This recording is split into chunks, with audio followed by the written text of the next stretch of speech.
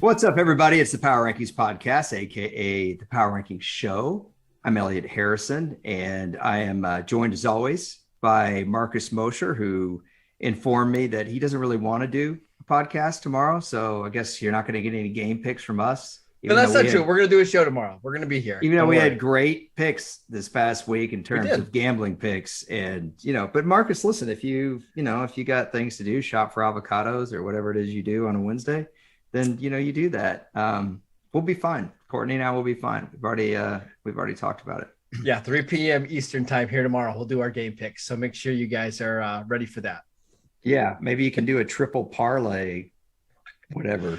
Okay. So we're ranking the teams today. We got 32 of them to get to, obviously, but I'm going to give the first word to @Marcus_Mosher, sir. Yeah, I just want to say this is one of my favorite times of the year for several different reasons, right? The football is getting really good. We've got some really interesting matchups coming up here in week 12. But I just want to remind people, it's Thanksgiving. A lot of people last year didn't get to spend time with their family on Thanksgiving. So if you are going to spend time with family members or friends this Thanksgiving, take a little time, put some effort into what you're making and what you're buying. Go out, buy some pie crust, make your own pie. It's going to be way better than what's available out there in your Walmart freezer section. Just put in a little bit of effort during this Thanksgiving season. That's all I want to say. What's wrong, Elliot? That was so wrong. That's a good message to everybody. It's just a little bit of effort this season. That's all. Okay, look. I live in Marcus talked to me on the phone last night. He said, so you're going to have gluten-free pizza and a Walmart pie. Here's the thing. Okay. First of all, I'm having company over that can't eat gluten and they wanted a gluten-free pizza, but we're not doing that. I'm going to cook and we're going to do some Thanksgiving meal, but with Good job by you. Good job by you. When you live in Los Angeles, man, you don't just go to we don't just have normal little places. Everything is she. Okay. That's what I'm saying. Make your own pie. It's really easy. I'm sorry. I'm just not I don't know how to make up. I'm not that domestic. Or is it domesticated? Domesticated. Go ahead. Yeah, I am domestic. I am in the United States. I'm just not domesticated. Can we get to the rankings, Yeah, please? let's go ahead and do it. I'm buying you know what? I'm buying a pie out of the freezer section. I'm going to buy a cherry pie out of the freezer section. Start thawing it now. Yep. And I'm buying some vanilla ice cream to go with it. And I'm going to make garlic green beans actually for Thanksgiving. Those are going to go terrific together. Yep. Go ahead. I'm done with you. No. Jets at 32, right? Yeah, that's what I think of you right now, the Jets. I have two questions. Why are you still podcasting? And why is Joe Flacco playing? And when I say why is Joe Flacco playing, I'm not talking about the Jets. I mean, Joe Flacco. Why? I'm not saying he was awful or anything. No, he wasn't. He wasn't. I wonder why he's playing. I will say this about the Flacco.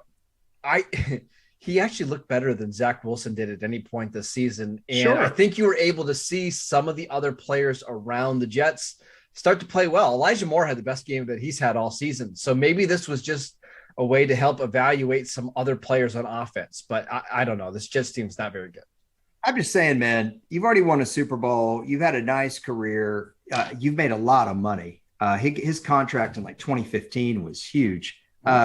You're not Charlie Whitehurst, right? You don't need to hang around with a clipboard and make money late in your career for an awful team. Actually Charlie Whitehurst was on better teams than this one. That's what I don't understand, but let's go to 31. I got the Lions. By the way, the Jets were down 1 because they had the Texans last week. The Lions are also down 1. They lost a close game to Cleveland, but Cleveland's not playing like themselves. And the Lions need to win a game, Marcus. It's just that simple. Yeah, I think they're going to win this week against the Bears on Thursday, our first Thanksgiving day or day game, but we'll talk about that tomorrow.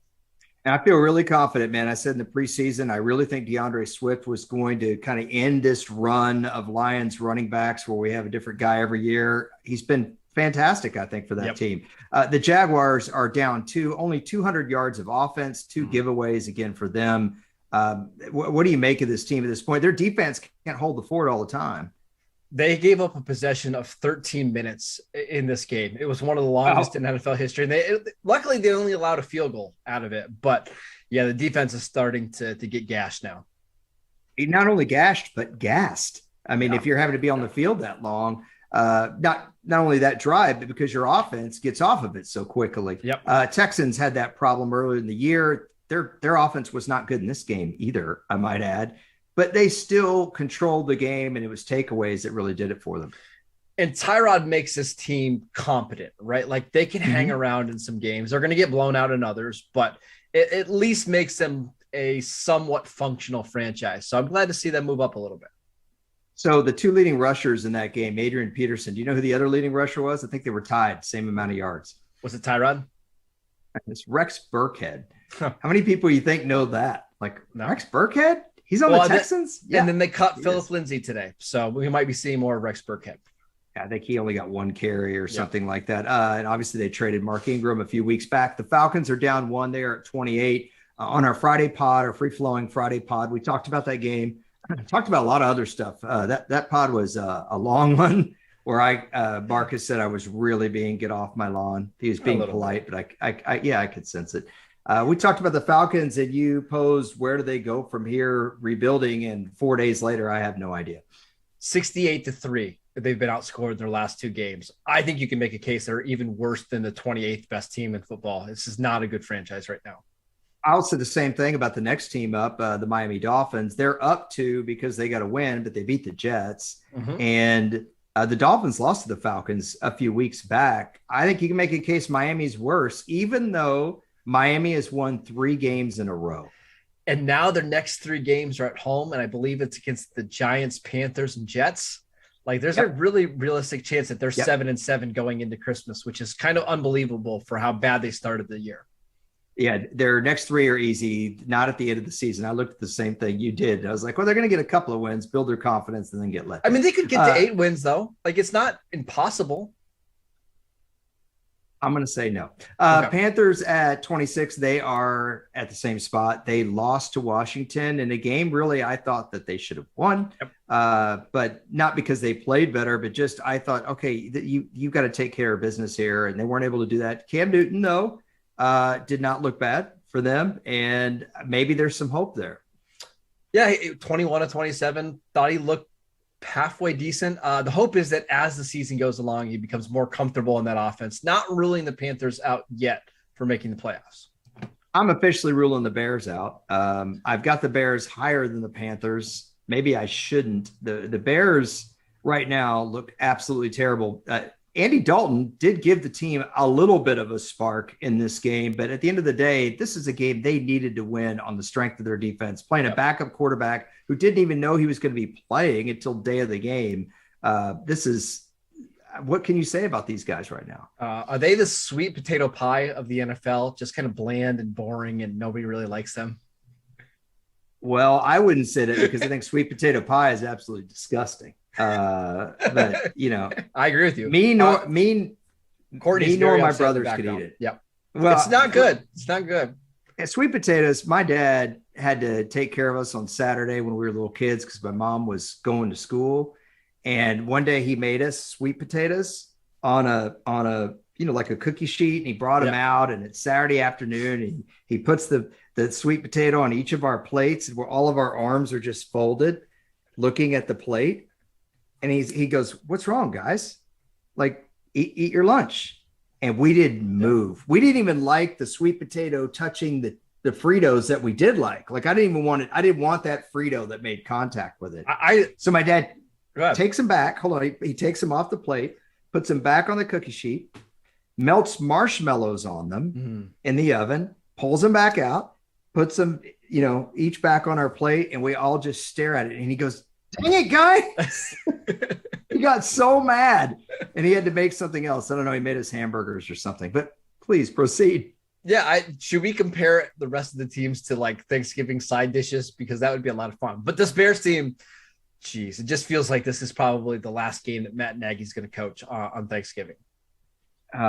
I hate speculating on that stuff, but I can't really disagree with you. The Broncos run a bye, not much to say there. They're at 24. The Giants, we'll talk about their game coming up tomorrow if Marcus decides he wants to work. The Giants are down 5, and I could have moved this team over. Let me tell you something, man. You and I were talking last night, and you're like, are you watching this game? And I said, no, right? As soon as we got off the phone, I switched it on, right? Giants are driving. They actually have a chance to get back in the game. And Daniel Jones throws a pick, and it's like Devin White is right there in his line of sight. This is not like where he was shielded. I don't know what Daniel Jones is seeing out there. Neither do I. And they fired their offensive coordinator, Jason Garrett, today, which was a long time coming. They needed to make a move. And now it's Freddie Kitchens as the play caller for the rest of the season. I'm sure that won't fix anything, but it seems like the combination of Dave Gettleman, Joe Judge, and Daniel Jones is only going to last a few more weeks, and they're going to make some big changes here this offseason. With them, I've said this before, what they need is what happened with Alex Smith when he wasn't seeing the field that well in 2010. They get Jim Harbaugh in there. They get some solidarity, in the coaching staff, and they simplified certain things, and they played Alex Smith's strengths, and he played great for them. So hopefully that happens with Daniel Jones, although I don't know if he's as good as Alex Smith. Smith, really sneaky good runner as well. Seattle Seahawks at 22. Speaking of running, I don't know that Russell Wilson really wants to run anymore. They're down one spot from last week, but they look bad. Cardinals time of possession, mark is 40 minutes. Yeah, I don't usually advocate for teams trading away franchise quarterbacks, but it might be time in Seattle. Like, it's just clear this Russell Wilson and Pete Carroll marriage does not make any sense anymore. Like, they want to play two completely different brands of football. They don't have a first round pick this year. The roster around Wilson is awful. It might be time for a change in Seattle as well. But do you follow him on Twitter? Because he posts like pictures of himself doing LT Gray, like from, I know what's that? Yeah. I know you love that Ben Stiller movie. And then today he typed resilient, but it's always like some message. And at some point, man, he's the corniest quarterback in football. Let's just say that. You got your Thanksgiving food in there. Washington football team at 21. I've got them up 4. They got a win against Carolina. They won against Tampa Bay. You could make the case I could have put them over Pittsburgh here, Marcus, but their defense is playing better. It's not great. It's not where we thought they would be, but they're getting enough from the offense, and the defense is holding the fort. Yeah, and Taylor Heineke played pretty well last week. So I think they're not going to make the playoffs. They're not that kind of team, especially without Chase Young and Montez Sweat. But I think we could see them play some better football over the next 6-7 weeks. You could make the case they're better than the Steelers, who've been banged up. I kept them in the same spot. Blown coverage really hurt them in this game, as did Justin Herbert taking off and running with it. I don't think they were anticipating that. They stayed in the game, though, with some really big clutch plays. They did. And some of them were kind of fluky. They got a block punt that went out at the 1-yard line. They got a tipped interception that gave them the ball inside the 20-yard line. That was a great play. Come on. It was a good play. Justin Herbert had almost 500 yards of offense in this game. A Steeler defense that has spent all those resources and assets should not give up 500 yards to Herbert. Even if TJ Watt and Minka Fitzpatrick aren't playing, that defense isn't quite as good as what everybody's telling you right now. And that's why the Steelers are really the cranberry sauce, because no matter how you dress it up, it's still cranberry. It still has that tart, overly strong, odorous kind of taste. And that's how Marcus always feels about the Steelers, whether they're winning or not. I thought you were going to go with like jiggly and soft and because of Ben Roethlisberger, but there you go. Well, see, I think you know who Marcus's least favorite team in the National Football League is. Okay. At 19, the New Orleans Saints. You argued last week I could have had them higher. I probably still could. So I didn't move them down. I have them in the same spot. I needed to reward the Eagles here. They beat the Saints. Obviously, there was nothing fluky about that game. No. I'm not going to say it. You know what I'm thinking right now. Here, I'll say it for you. You want me to say it for you? Yeah. I didn't think Trevor Siemian was all that bad in this game. Now, you got to remember from the Saints' perspective, they're down their starting quarterback, their starting running back, their number one receiver. Both offensive tackles in this game were out. Sean Payton's doing everything he can to try to keep this team afloat, and they're just running into better teams right now. There's not much they can do. Trevor Simeon's hair looks like Joe Piscopo. Do you remember that guy, Joe Piscopo? He was on Saturday Night Live. Maybe not. Eagles at 18. They're up 4 spots. A great segue there, except not at all. Jalen Hurts, man. We did the quarterback draft. Come on. He's averaging 19 and a half attempts per game right now. But he's running. Yes, he's running, but the Eagles have basically taken the ball out of his hands, right? And they're just running the ball, and they're only using him when they need to. Now, wait a minute.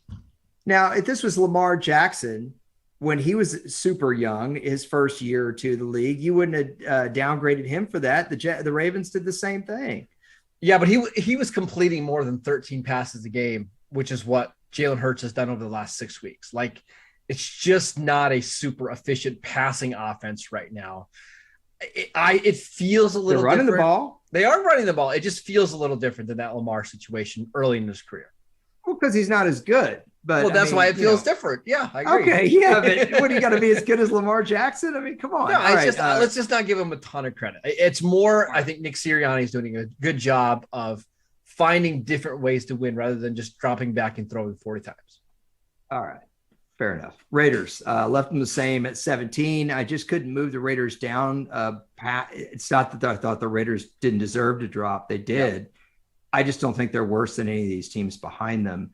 You can make the case for the Eagles or Saints, I guess. They beat the Eagles. The Raiders blew out the Eagles. They didn't even beat them. They blew them out. Obviously, the Raiders have a big game. We're going to talk about that a lot tomorrow, I'd assume. I will just say this. The Bengals ran at them. I know they have good edge rushers, Marcus, but they got to be able to stop the run. The interior of that line's got to play well, too. Yeah, and the biggest problem for the Raiders is they're just not explosive on offense anymore without Henry Ruggs. They're averaging just 14 points a game over the last month.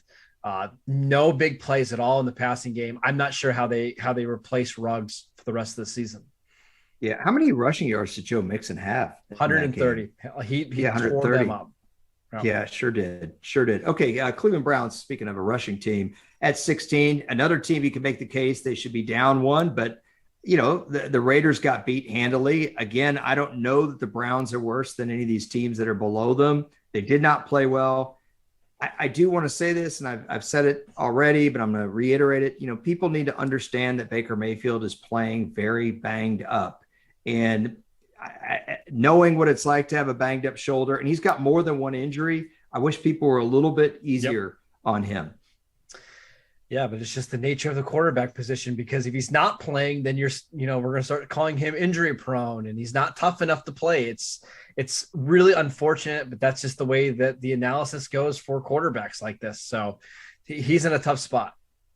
Well, if their defense and their running backs, whoever's back there, continue to play well most of the time, they're probably going to finish with a winning record. I know the Patriots game was a blowout. I think that was a little bit of an aberration.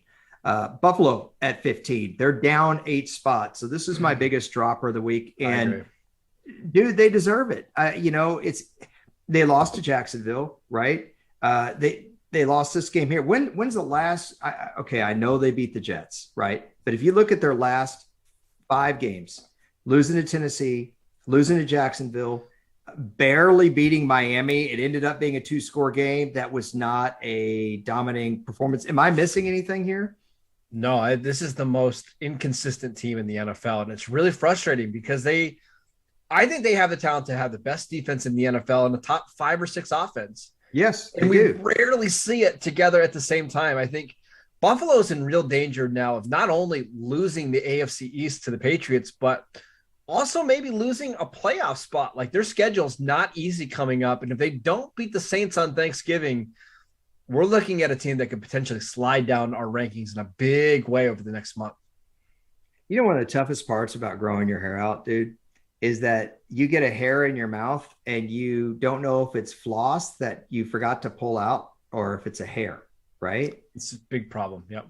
It's a big problem. And then when you're trying to do a podcast and you have video, you don't want to go in after it, so you're just stuck here, you and the hair. So for the rest of the rankings, it's me and this one unruly. It's just unbelievable. All right, 49ers at 14. I got them up 2 spots. I didn't want to reward them too much for beating the Jags, but They did what they were supposed to do. I think they have played a little bit better.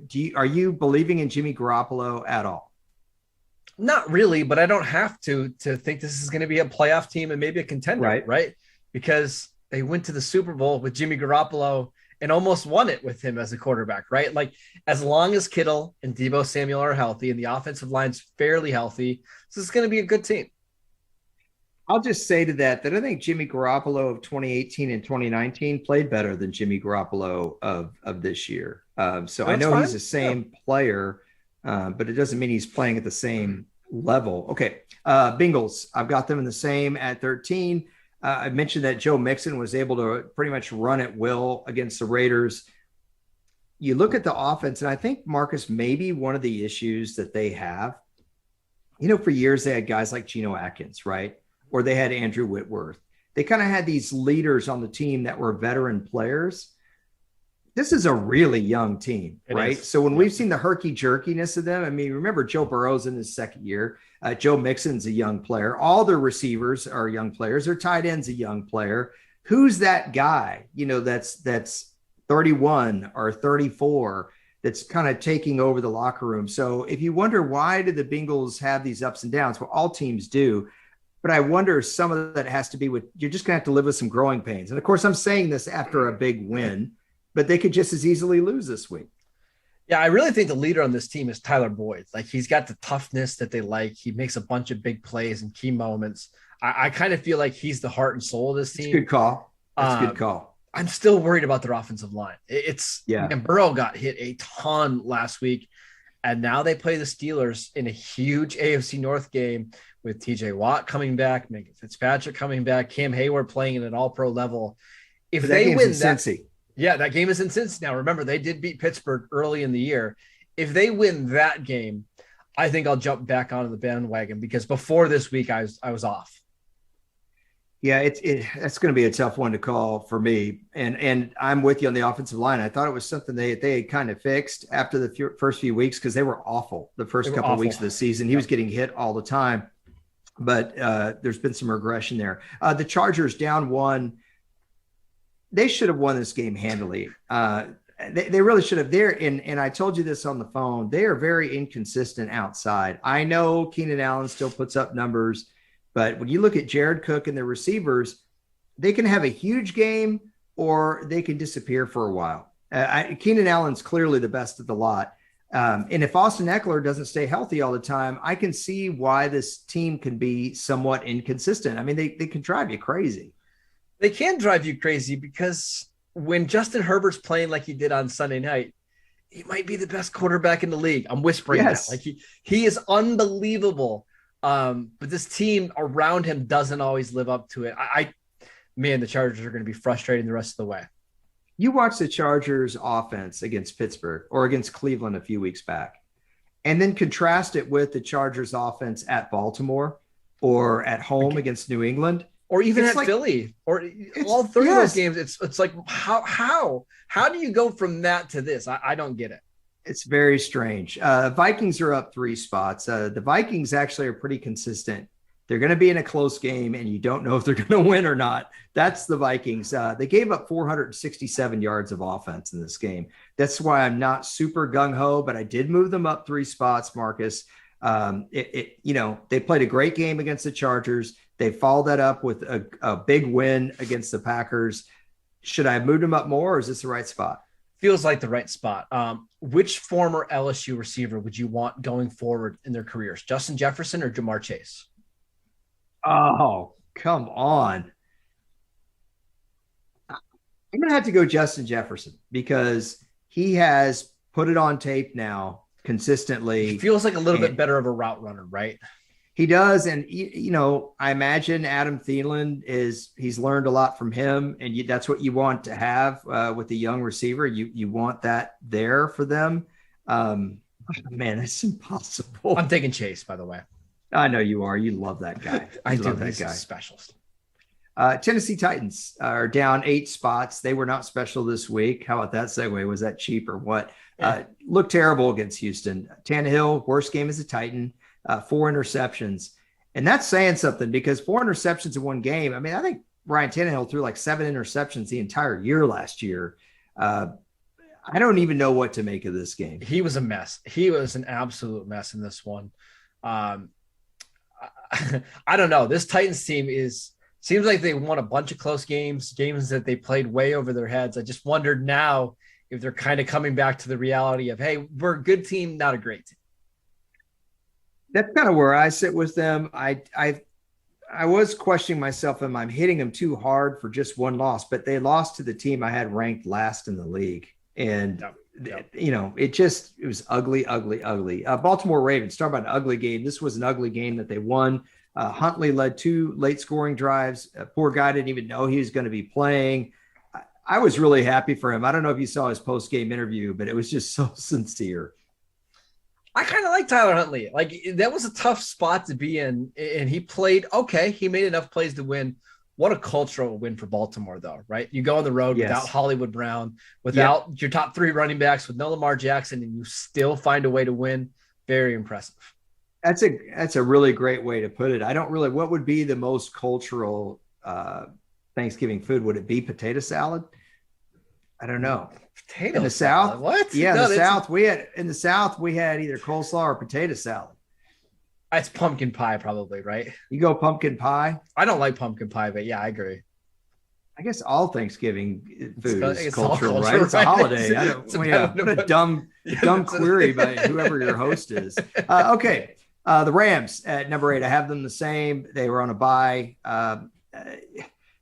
Not coming. You just think about when's the worst time to go on a bye. Coming off the performance they did, but it does give Odell Beckham, I think, a chance to get more into that offense. But I don't really know what to make of the Rams yet. And the Cowboys, I don't know if the Cowboys are better than the Rams, but because the defense played so well in that game where the offense was clearly out of it, I kept them at 8. At 7? Should I have moved the Cowboys below the Rams? Let's talk about number 6 as well, because I feel like we need to talk about the Patriots. New England Patriots, who the Cowboys beat in New England, right?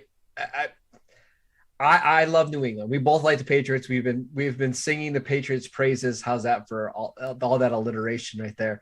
I just think the Cowboys are a better team than the Patriots because they got a better quarterback. I think the offensive line is better when it's healthy. Patriots have a better defense, but I do like Dallas better. A little disconcerting, though, is the fact that that's 2 out of 3 games now the offense has looked terrible. The Dak hasn't looked good. The rest of now, in fairness, no Amari Cooper.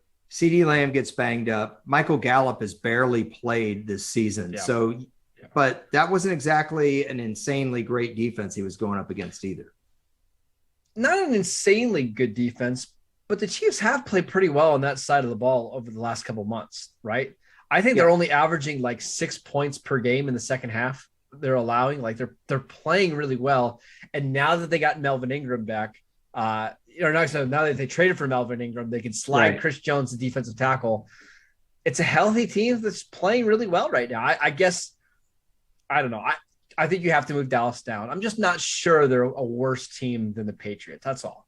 Yeah, and that's a tough one because Dallas did beat New England up in New England, but the Patriots just dominated. They dominated on Thursday night, and the Cowboys the Cowboys dominated the Falcons as well. Don't forget. I understand, but the Patriots are trending upward. The Cowboys have had 2 poor performances from what's supposed to be the best offense in the league in 3 weeks. The Chiefs, by the way, they're the number 5 team. In Chris Jones's game, 3.5 sacks, 2 tackles for a loss, a batted ball. There are very few games in the NFL anymore where you watch the game and you say, that's a first-team All-Pro on defense, especially an interior lineman. Yeah. When an interior lineman is, and I know someone's going to say Aaron Donald, that's all we hear about ever is Aaron Donald. It's like Aaron Donald's the only guy that's ever played defensive tackle in the history of football. Cam Hayward had one of those games on Sunday night, though, actually. He played really well. Did I sound bitter there? Yeah, probably. A little bit. But yeah, a little bit. Can we talk about your number 4 team? Because my goodness, I disagree with this one strongly. Okay, so I got the Colts at number 4. Let's have it. Okay, ahead of the Chiefs, ahead of the Patriots, ahead of the Cowboys. Mm-hmm. This team has 5 losses, right?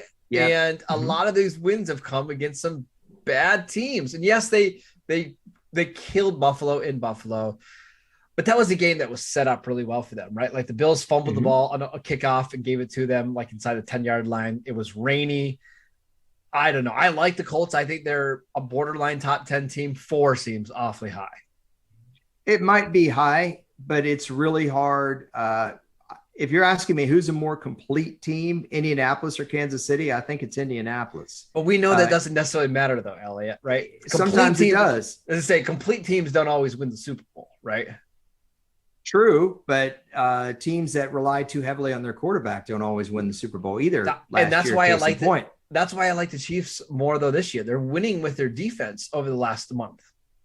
Well, if I'm way, way off, we'll get a great litmus test this weekend, won't we? Yes. Because Tampa Bay plays Indy, I believe, in Indianapolis.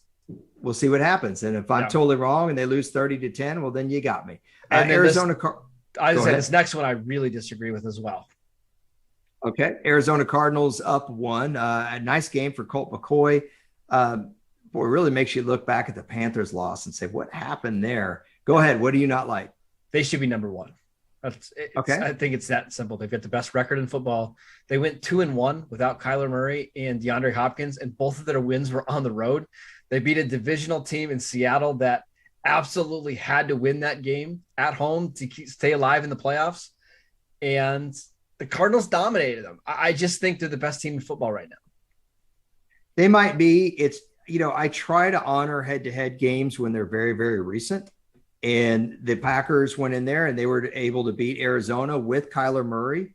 And I'll say I can't just ignore that.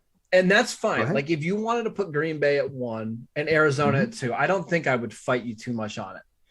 I have a hard time putting Tampa Bay, who you have at number 1, spoiler alert, ahead of both of those teams. Yeah. And let me also give you one other thing too. This is how the teams are playing right now, obviously with some nod to how they've been playing. The Cardinals don't have their quarterback right now.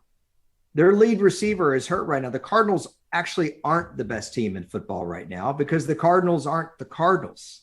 When the Cardinals get Kyler Murray back and when they're totally healthy, maybe they will be the best team in football. But if you ask me right now, would the Colt McCoy Cardinals go into Lambeau Field and win? I would say no, they wouldn't. If the Colt McCoy Cardinals went into Tampa Bay, would they win? I would say no, they wouldn't. So I can't. Yeah, but hold on. We didn't knock the Packers all the way down when Aaron Rodgers missed a game from COVID, right? We didn't have them because that's different because we know Aaron Rodgers was going to come right back. Yeah, but also Kyler Murray's going to come back. They've got a bye this week. He'll be back after that. Okay, we'll see. But he was supposed to be back, and they didn't play in the last 2 weeks because they kept winning with him, and they knew they had. Well, they lost to Carolina. All right, they lost one game, but they won 2 road games without him. I don't know. I think they should be 1, but that's me. And they got blown out at home also. So it's a little inconsistent, isn't it? They have Kyler Murray. They play a depleted Packers team, and they lose at home. And everyone blames it on AJ Green, and they had no business winning that game, and you know it. Green Bay played so much better football than they did. It's really nice that Tampa Bay didn't lose to Washington and then lose to the Saints. It's really good that we don't have to have a hypothetical like that. Okay, so Tampa Bay got Rob Gronkowski back for this week, and they handled the Giants. Okay, Tampa Bay right now, if they played the Cardinals with Kyler Murray not having played in 4 weeks, so it'd either be Colt McCoy or Kyler Murray with DeAndre Hopkins, who's been banged up, right? I would take Tampa Bay. That's why I have them number 1. All right. This isn't a merit. This isn't a merit scholarship. I'm not going to give the Cardinals. Listen, I don't disagree with you. Like if this comes down to a playoff game between the Bucs and the Cardinals, I would take the Bucs. I agree with you. But if we're talking about who's been the best team through the first 11 weeks, I don't know. It's been Arizona. It's been Arizona, but it's not a merit scholarship. In other words, okay, you asked about the Packers with Rodgers being out. When Rodgers tested positive for COVID, their defense played great against Kansas City. Great. And we knew Rodgers was going to come back and there would be nothing wrong with him. Okay. Kyler Murray has not come back. And can we say definitively, remember Dak Prescott was going to come back after Cooper Rush played and nothing was going to be wrong with him. And he was terrible. He was terrible against the Broncos. How do you know Kyler is not going to have the same problem? Dak's had 2 bad games out of 3 since coming back. How do you know that's not going to be the case with Kyler? It may not be. I don't know. I just think that they've been better. They deserve to be higher than 3. When you have the best record in football and you're playing without your quarterback, I think you should be higher, but that's all. Is Kyler Murray better than Dak Prescott? I'd say they're in the same tier. Yeah. Same tier? Yeah. But okay. Is that a cop-out answer? No, man, I'm not hammering you. I'm explaining to you what my logic is when I do this. Now, if Kyler Murray comes back and he plays fantastic, and maybe they even lose a game in overtime or something, then I'll look at it differently. But right now, the guy's hurt, and he's been hurt, and they haven't wanted to play him. And they've also been herky-jerky. Yeah, they won 2 road games with Colt McCoy. They also lost at home with Kyler and lost at home with Colt McCoy. It's hard to gauge them. You know, they should have lost to Minnesota, and Green Bay lost to Minnesota. So, you know, to me, I just feel like these are very even football teams that played a few weeks ago, and the Packers won. That's it. That's all I got. He's at Harrison NFL if you want to complain to him about the power rankings, because the Cardinals should be number 1. Packers 2. I think Bucks 3 makes sense. So there you go. I'm going to go back over the rankings here. I got some feedback from some of our listeners that when we do the power rankings, sometimes they lose where we are in the rankings. Just to go over it real quick, we had the Jets at 32, Lions at 31, the Jaguars, still problems on offense at 30. Feel free to chime in anytime you want here, Home Slice. Houston at 29, Atlanta at 28. Boy, they've looked terrible. Miami at 27. They've won 3 in a row. Marcus points out they have 3 winnable games, but Carolina at 26. Chicago looks terrible at 25. Broncos in a bye at 24. The Giants at 23. Danny Dimes, do you still believe in him, Marcus, with new coaching staff? No. Okay, there you go. Seahawks at 22. Marcus thinks Russell should be traded. Washington Football Club at 21. Pittsburgh, who Marcus hates, at 20. New Orleans at 19. Am I still too low on New Orleans at 19? No, it feels about right. Okay. Philadelphia at 18. Marcus says tap the brakes on Jalen Hurts. Raiders at 17. Big game. We're going to go over that in our pod that we're debating having tomorrow. Cleveland at 16. Buffalo at 15. I dropped him 8 spots. Huge dropper. Marcus didn't have a problem with that. San Francisco at 14. We both wonder if Jimmy Garoppolo is good enough. He's good enough to get into the playoffs. Bengals at 13. They stayed the same. Chargers, can't figure out this team's offense. They're at 12. Minnesota Vikings at 11. Marcus posed a good question. Justin Jefferson or Jamar Chase? I'd love to see if any of you guys have an answer to that one, because that's tough. Tennessee at 10. I moved him down 8. Did you have a problem with that big a drop? Nope, not at all. Okay. Baltimore at 9. Marcus said cultural win for them. I agree with that. Rams had a bye. They're at 8. Cowboys at 7. Marcus would have liked to have seen the Cowboys at least at 6, if not 5. Instead, I've got the Cowboys at 7, Patriots 6, Chiefs 5, Colts 4. And I think what you wanted there was Chiefs, Cowboys, Patriots, Colts. Is that right? Yeah, around that. That sounds about right. Yep. Sounds about right. Okay. And then Marcus doesn't like 3-2-1 either. He thinks Arizona should be 1, Tampa 2, Green Bay 3. Is that how you see it? That's good. Yep. Okay, I have Tampa 1, Green Bay 2, Arizona 3, Indy 4, Kansas City 5, New England 6, Dallas 7, and then the Rams, who had a bye, at 8. So those are my top tier teams there. I think he makes some good case for some of these, like Patriots, Cowboys. That's fair, because I was speaking out of both sides of my mouth. I didn't really honor that the Cowboys went up and beat them. But again, the Cowboys are banged up right now. I don't know that they're going to win on Thursday, frankly. Neither do I. If we had a pod tomorrow, we could talk about it. That'd be really cool. Yeah. 3 p.m. Eastern time, I think, right? Right. Hypothetical. Okay. So those are my rankings. Feel free to tweet me if you don't agree with any of these, or tweet at Marcus and let him know that his arguments were flawed. Either way, I give you the final word. Yeah, I really didn't believe in this Chiefs team a couple of weeks ago. I just thought Patrick Mahomes was broken. I didn't think the defense was going to be good. Steve Spagnuolo does this, though. He seems like he changes up the defense at this time every year. So I'm starting to be a believer. So I'm starting to change my opinion, Elliot. And I guess what I'm trying to say is that if I can change and you can change, everybody can change. Oh man, if you guys haven't seen the new Rocky 4 re-release, guys, it's like a whole new movie. Literally, it's crazy. If you've seen Rocky 4 like 50 times like Marcus has, I highly recommend you stream or download the new isn't it called Rocky versus Drago? Something like that. Yeah. Man, there's all these scenes that you've never seen before. This isn't like a director's cut with just added scenes. They literally replaced a ton of the scenes that you know from the movie and put all new ones in. And it really throws you off. I'm with you on Kansas City. And you know, I think Tyrann Mathieu is that kind of leader I was talking about that I'm not sure, does Cincinnati have that guy? Mm-hmm. Do they have a Patrick Mahomes on offense and a Tyrann Mathieu on defense? Also, their coach is young too, right? In Cincinnati, they don't have an Andy Reid. I'm not disparaging the Bengals. I think the Bengals are probably going to make the playoffs. That may be, you know, some of the accountability for their inconsistent play. Of course, Kansas City's been inconsistent too. So big game for the Bengals coming up. That's out. Oh, you bet. I think that's enough from us here, but I strongly recommend get the Rocky 4 movie. You'll love it. See y'all later.